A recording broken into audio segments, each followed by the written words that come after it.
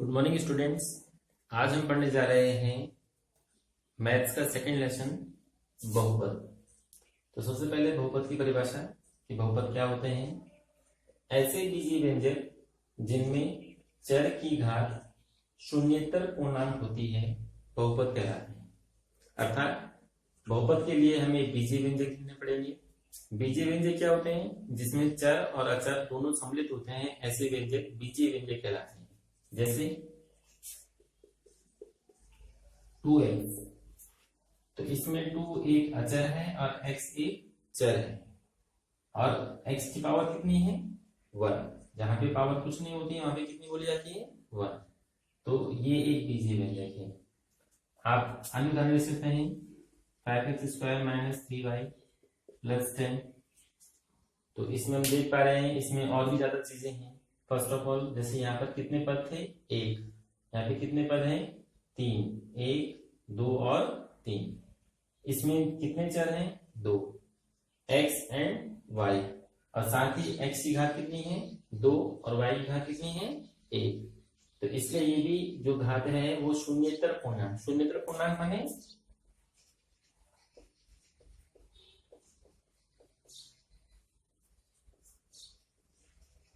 जैसे कि आपको पता है पूर्णांक वे सभी संख्याएं जो 0 से प्रारंभ होती हैं, 0, 1, 2, 3, और माइनस में भी 0, -1, -2, -3 एंड सो ऑन। ये सभी क्या कहलाते हैं? पूर्णांक।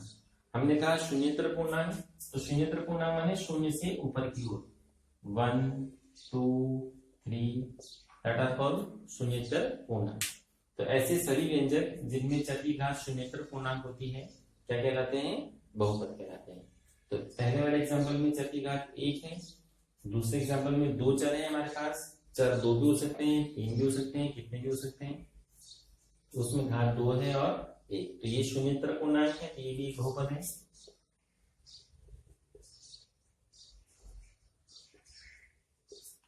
अब हमने एक एग्जांपल लिखा है √x + 5।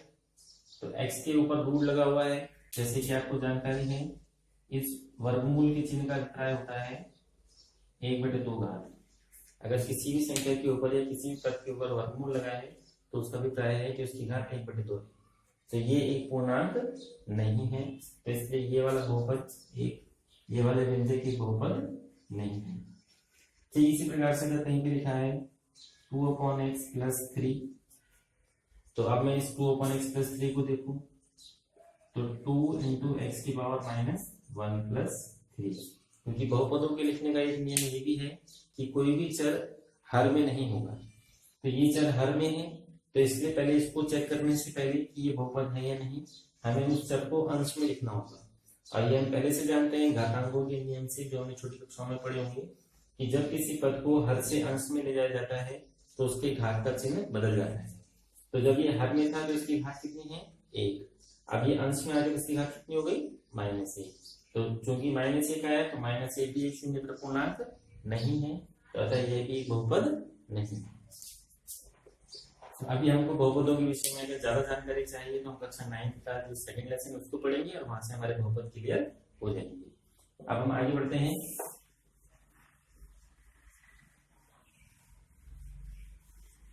कक्षा 10 में इस सेकंड लेसन में बहुपद में हम एक विशेष प्रकार के बहुपदों का अध्ययन करेंगे जिनको बोलते हैं द्विघात बहुपद।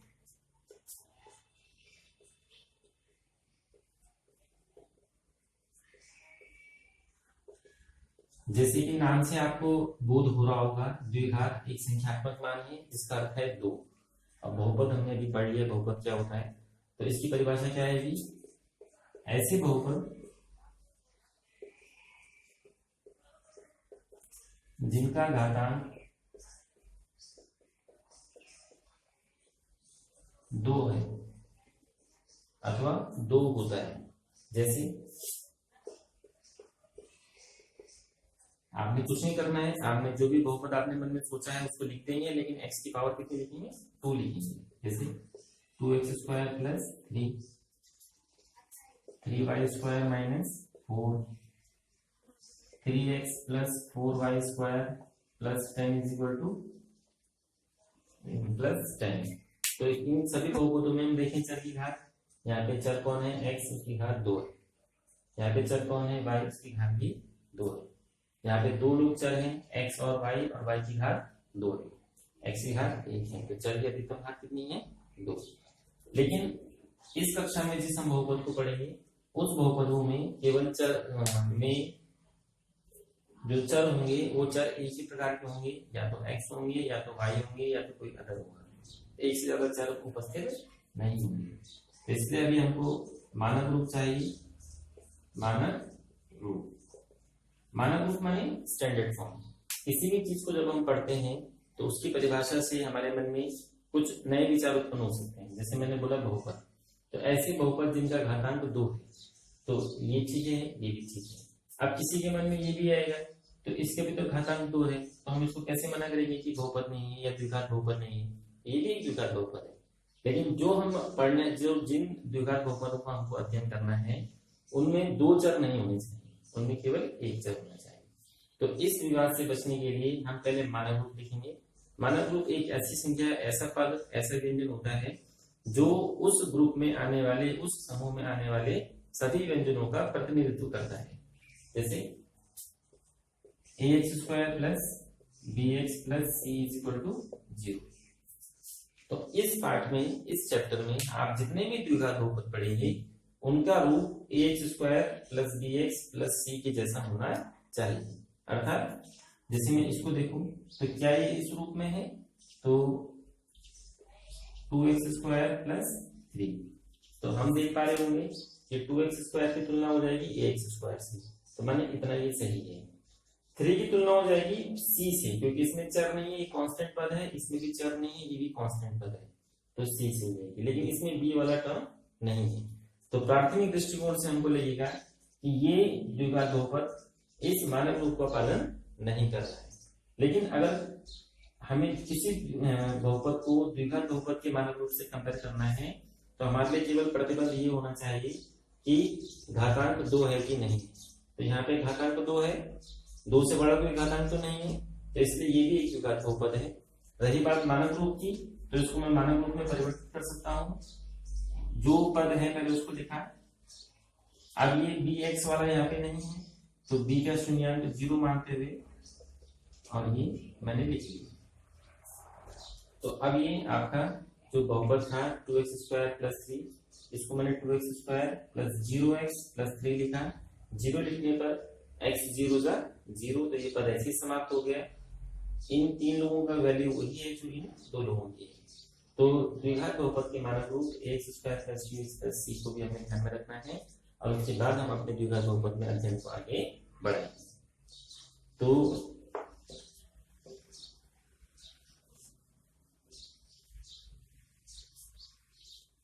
अभी हमको 2 बातें हमारी समझ में आ गई, एक बहुपद क्या होते हैं, दूसरा द्विघात बहुपद क्या होते हैं, तीसरा द्विघात बहुपद का मानक रूप क्या है। अब अगली चीज हम सीखने जा रहे हैं यहाँ पर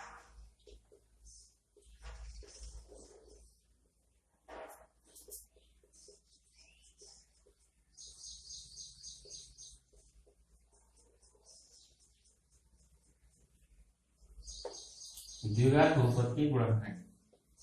द्विघात बहुपद के गुणनखंड बहुत ध्यान से सीखना है, बहुत काम की चीज है, बहुत आगे तक बहुत ज्यादा लेसन में, अगला जो 4th लेसन है उसमें भी यूज होना है, और आगे भी कई लेसन में इस चीज का यूज होता है, तो इसलिए आप ध्यान से इसको सीखेंगे।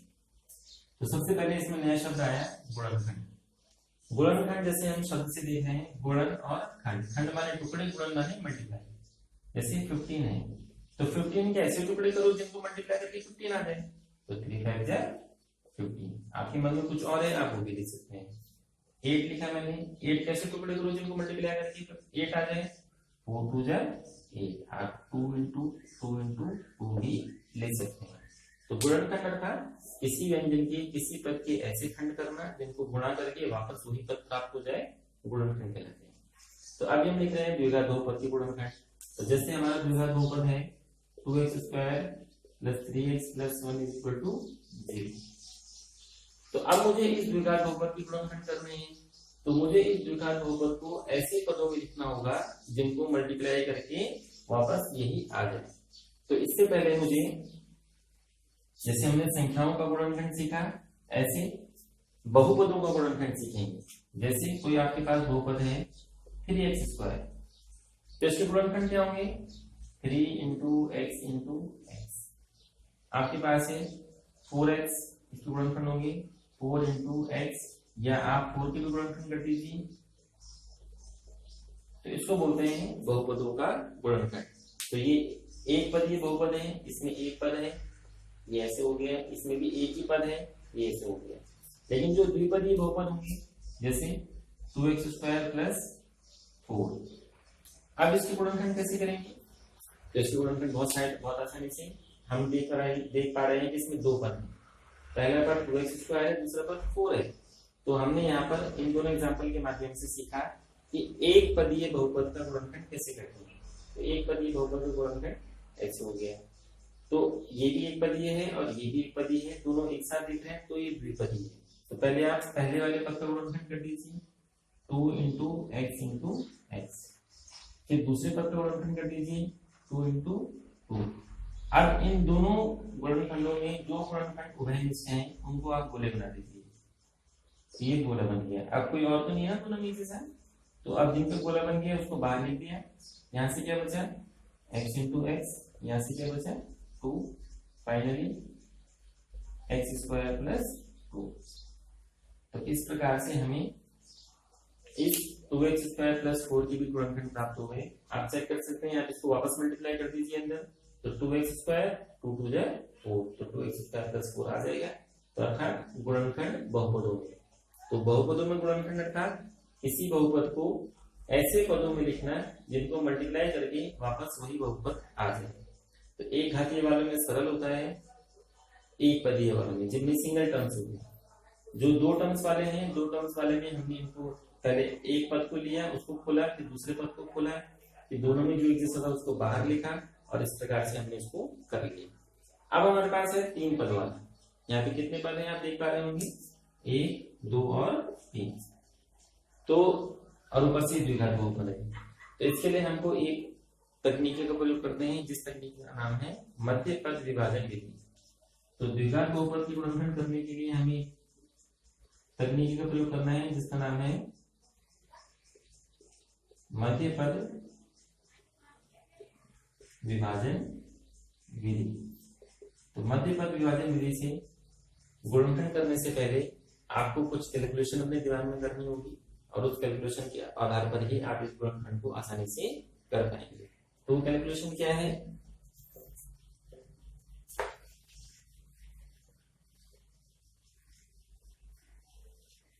सर्वप्रथम आप क्वेश्चन को लिखने के बाद एक तरफ साइड कॉपी के पेज के किनारे पर ही एक लाइन खींचिए और ये आपका रफ कार्य है।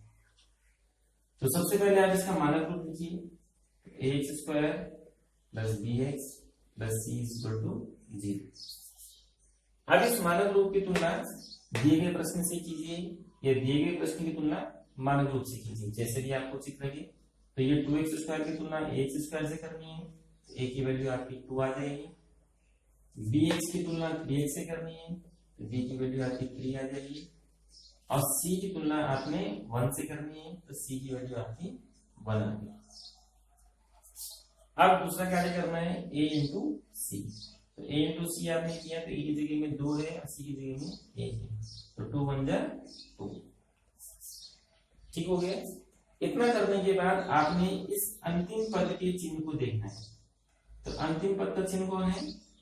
प्लस। तो अब आपने इस गुणनफल जो a इंटू सी का आंसर आया, इसको ऐसे दो भागों में तोड़ना है जिनको जोड़ के 3 आ जाए। ध्यान से सुनेंगे। पहले हमने मानक रूप से तुलना की, मानक रूप से तुलना करने के बाद a, b और c के मान लिखे, फिर हमने a इंटू सी किया। ऐसा हर प्रश्न में करना है। a इंटू सी करने के बाद हमारे पास एक आंसर आ गया। उसके बाद मैंने इस लास्ट पद वाले जो लास्ट पद है इसका चिन्ह देखना है, प्लस है या माइनस है। तो यहाँ पर क्या है? प्लस। तो मुझे इसके दो गुणनखंड करने हैं जिनको जोड़ के 3 आ जाए। मध्य पद आपको बोला ना, मध्य पद 3 आ जाए। तो दो के गुणनखंड क्या होंगे? 2 इंटू 1, जिनको प्लस करके क्या आ जाएगा? 3। तो इतना करने के बाद आप प्रश्न में वापस आएंगे। 2x² आपने ऐसे ही लिखा, इस 3 के स्थान पे आप 2+1 लिख दीजिए, 2+1। x ऐसे रहा आपका, 1 भी ऐसे रहा। केवल ये 2 लाइन की कैलकुलेशन है, इसको आपने कर लिया तो आप कहीं पे आगे नहीं अटकेंगे, इसलिए इसको आप ध्यान से आराम आराम से देखना है और उसको पुनः प्रयास करना है और सीखना है। इसके उपरांत 2x स्क्वायर प्लस ये ब्रैकेट अंदर खुल गया, x बन जाए x, 1 इज इक्वल टू 0। अब आप देख पा रहे हैं यहाँ पे हमारे पास कितने टर्म थे, 3। अभी हमारे पास कितने पद हैं, 1 2 3 और 4। तो जो शुरू के 2 पद हैं उनको अंडरलाइन कर दीजिए, फिर जो बाद के 2 पद हैं उनको अंडरलाइन कर दीजिए। तो आपके पास 2 टीम बन गई, एक टीम दूसरी टीम। थोड़ी देर पहले आपको यहाँ पर मैंने एग्जांपल समझाया था जिसमें 2 पद वाले बहुपदों को कैसे गुणनखंड करते हैं। तो ये भी एक 2 पद वाला बहुपद है, तो इसके गुणनखंड होंगे 2 इंटू एक्स इंटू एक्स, इसके गुणनखंड होंगे 2 इंटू एक्स। यहाँ पर x है, x से कोई गुणनखंड नहीं होगा तो खाली x ऐसे रहेगा, 1 भी ऐसे रहेगा। इन शुरू के जो 2 लोग थे इसमें कुछ कॉमन दिख रहा है आपको, ये 2 कॉमन है, ये x भी कॉमन है, तो आपने एक ब्रैकेट का चिन्ह बनाया है और ये जो सर्किल हुए इनको बाहर लिख दिया। यहां से क्या बचा x और यहां से क्या बचा, कुछ नहीं, सब बाहर आ गया तो 1 बचा। यहाँ पर क्योंकि x अपने मूल रूप में था, इसकी कोई गुणनखंड नहीं होते, एक की भी कोई गुणनखंड नहीं है, तो ऐसी स्थिति में 1 कॉमन आएगा और x प्लस 1 आपने लिख लिया। पुनः आप देख रहे हैं यहाँ पर 3 पद थे, यहाँ पर 4 पद हो गए, 4 पदों को आपने गुणनखंड किया, तो ये दोनों पद एक साथ यहाँ पे आ गए, ये दोनों पद एक साथ यहाँ पे आ गए। अब इस पूरे में आपको क्या एक जैसा दिखाई दे रहा है, x प्लस 1, तो आपने वो x प्लस 1 बाहर लिख लिया और यहां से जब आपने x प्लस 1 को हटा दिया तो क्या बचेगा, 2x। और जब यहां से आपने x प्लस 1 हटा दिया क्या बचेगा, 1।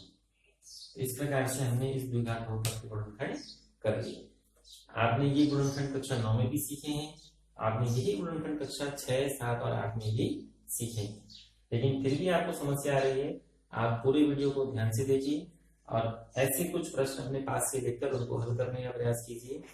अभ्यास के लिए मैं आपको बता दूं, एक्सरसाइज 2.2 क्वेश्चन नंबर 1, 2.2 का पहला सवाल आप करेंगे। वहां पे लगभग 6-7 एग्जाम्पल है ऐसे, आप उनको बाकी क्वेश्चन मत पढ़ना कि क्या करना है क्या नहीं करना है, केवल आपने गुणनखंड करने हैं। आपने क्वेश्चन लिखा, गुणनखंड किया और आपके 2 फैक्टर्स मिल जाएंगे। धन्यवाद।